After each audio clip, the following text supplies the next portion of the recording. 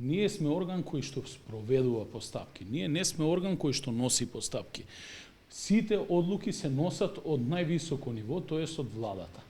Во оваа состојба и ние ги следиме тие препораки. Граѓаните ќе можат од понеделник непречено да одат на работа и да се враќаат назад. Сите оние дополнително кои што имаат професионални ангажмани, да треба да излезат од дома, воедно сточарите, земјоделците можат и во време на периодот на целосниот полициски час да ги напуштаат своите домови со претходно јавување на 192, значи земјоделците во атарот на своите села да ги обработуваат земјоделските површини, сточарите да ги немуруваат сточарските обврски, но граѓаните, градот мора да профункционира и да функционира во овие вонредни околности, но првенствено треба да се почитуваат мерките. Имаме голем број на граѓани кои што работат во останатите градови. Значи, заминуваат од градот, се враќаат од градот. Ако има евентуално задоснување, тоа се пријавува во МВР за да се изрегулира. Но непожелно е масовно собирање на граѓаните и излегување. И поради тоа, бидејќи тоа и се случуваше во континуитет овие 2 недели, а вие знаете дека ние од 22 март како општински штаб за заштита и спасување бараме поригорозни мерки и поголема контрола на влезот, излезот во градот и дополнителни мерки во делот на полицискиот час. Значи, вчера ги добивме. Мерката беше доцна најавена, дури ние како општински штаб дознавме доцна за тоа, но како и да е, мора да ја почитуваме. И на крајот на криштата, секој човечки живот е многу побитен од било каков момент за потреба на храна во одреден момент. Значи, нема да останеме гладни, ќе изнајдеме начин да ги најдеме решенијата и да доставиме храна до сите оние семејства кои што ја немаат. Но имам и телефонски јавувања од страна на граѓаните кои што се нелогични.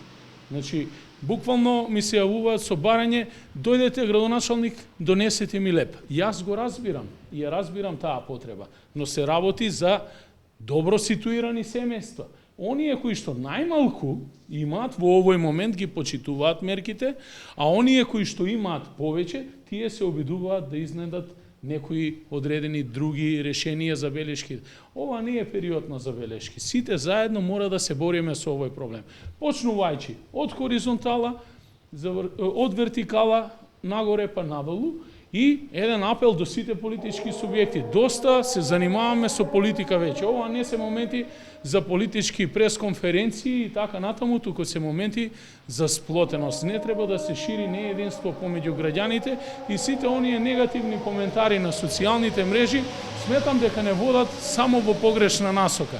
Ние можеме короната да ја победиме, бидејќи е евидентно присутна и во градот и пошироко, само ако бидеме заедно, здружени, дисциплинирани и ги следиме препораките од надлежните кои што ни ги даваат, а во овој случај Комисијата за здравство и епидемиолозите се тие кои што ја водат целата постапка. Како што кажавте сами, вие веќе подолго време баравте поригорозни мерки во Куманово, а дури вчера беше донесен само поригорозен полициски час. Дали сметате дека оваа мерка може би е малку задоцнета? Видете, било што е подобро да се донесе отколку да не се донесе. Начинот на кој што беше донесена е веќе нешто друго. Требаше навремено да се информира, да се објави во јавноста, граѓаните да бидат навремено запознаени, да имаат време и простор да се снабнат со намерници, но тоа е веќе донесена одлука и таа е на сила. И мислам дека е безпредметно да се разговара за нешто што веќе се случило. Значи, сега треба да се насочиме во делот на насоките на нашето делување, што тоа ќе се случува во иднина и како можеме да го превенираме целиот овој систем во моментот. Значи, ние продолжуваме со нашите мерки на локално ниво во делот на превенцијата, вршиме интензивна дезинфекција.